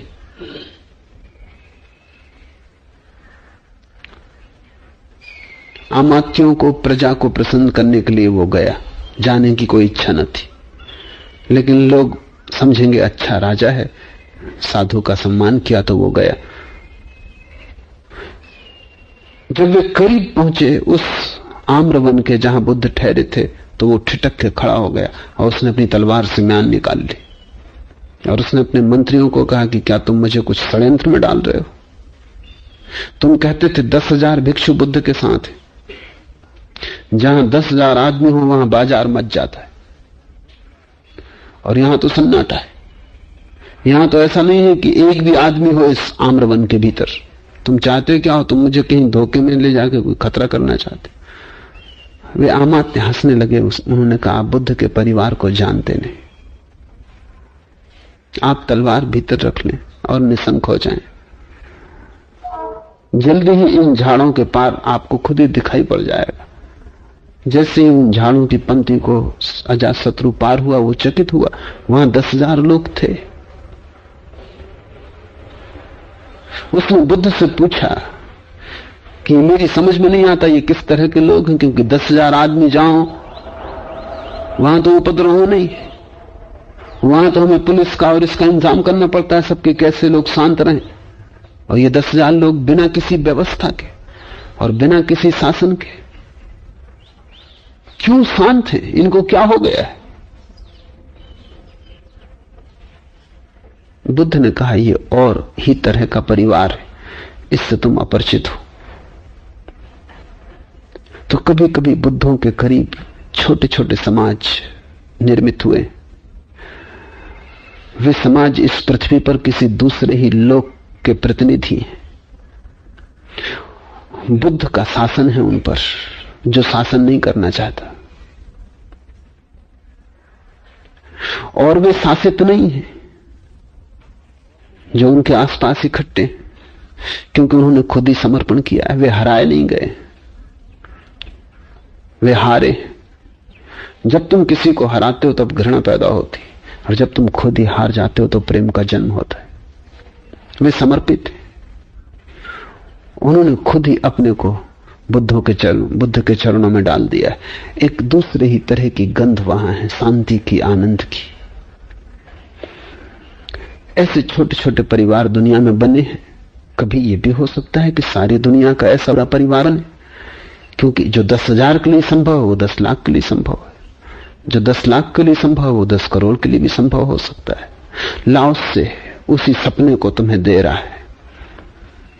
लाओस से कह रहा है, ये पृथ्वी तभी शांत होगी जब हम यहां एक गुणात्मक रूप से भिन्न तरह का परिवार बना सकेंगे, जिसमें कम से कम नियम होगा, अधिक से अधिक प्रेम होगा, जिसमें ज्यादा से ज्यादा स्वतंत्रता होगी, ना के बराबर परतंत्रता होगी, जिसमें निषेध ना होंगे, विधेय होंगे, जिसमें लोगों पर कुछ थोपा ना जाएगा, लोग अपनी ही अंतः प्रज्ञा से संचालित होंगे, जहां उनकी जीवन व्यवस्था उनके बोध से आएगी, किसी के दबाव,